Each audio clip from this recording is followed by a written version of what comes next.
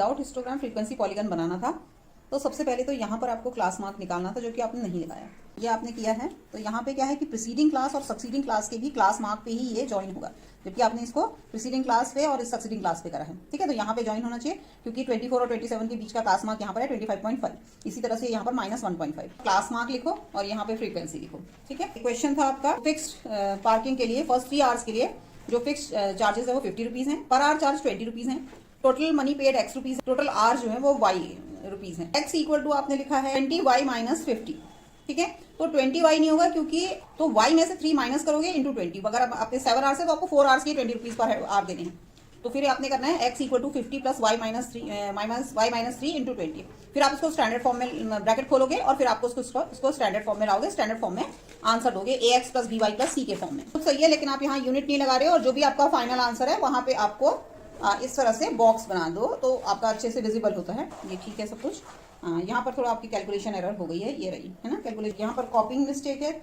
फिर उसके बाद आपको क्या है, डिफरेंट पॉइंट्स दिए हुए हैं और उनकी लोकेशन पूछिए, तो आपने इसको ड्रॉ करके दिखा दिया। ड्रॉ करने के बजाय आप उसमें लिख दो कि 05 जो है वाई एक्सिस पे, एक्स एक्सिस पे, फर्स्ट क्वाड्रेंट में है, सेकंड क्वाड्रेंट में ये।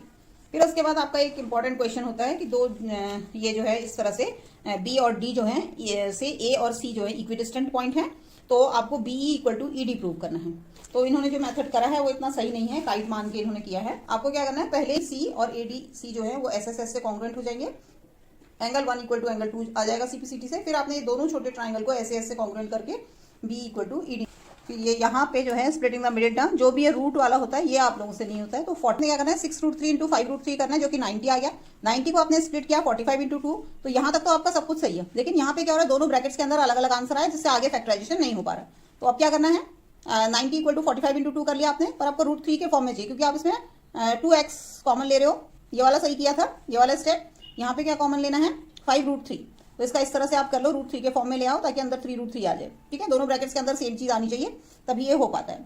अगेन फिर वैसा ही क्वेश्चन गलत है, angle d equal to angle c, जबकि डी और सी पे ना ADB, BDC, ADC है, तो पता नहीं चल रहा है कि कौन से एंगल की बात कर रहे हैं। तो इसलिए इसको साफ साफ आप 3 लेटर वर्ड लिखोगे, ऐसा नहीं लिखोगे। फिर ये क्वेश्चन गलत हो गया है। ये क्वेश्चन अटेम्प्ट ही नहीं किया, अंदाजे से ही लिख दिया कि CSA और वॉल्यूम में 30%। एक्चुअली डायमीटर जो था 20% इंक्रीज हुआ था, तो ये बोला गया था कि CSA और वॉल्यूम कितना परसेंट इंक्रीज होगा, तो इन्होंने ऐसे ही अंदाजे से लिख दिया है। ये गैस सही नहीं है। इसमें क्या करना है, अगर डायमीटर 20% इंक्रीज हुआ है तो रेडियस भी 20% इंक्रीज होगा। तब आप न्यू रेडियस को 1.2r करके फिर इंक्रीज निकाल के फिर क्वेश्चन सॉल्व करोगे। यहाँ आपकी आइडेंटिटी गलत हो गई है, a³ प्लस b³ की। ये दोनों आइडेंटिटी भी आपको ठीक से याद करनी है। यहाँ पे फिर से 2 फ्रीक्वेंसी पॉलीगन एक ही ग्राफ में बनाने थे, सब कुछ सही है, सिर्फ यही चीज गलत हो गई है जो पिछले क्वेश्चन में गलत थी।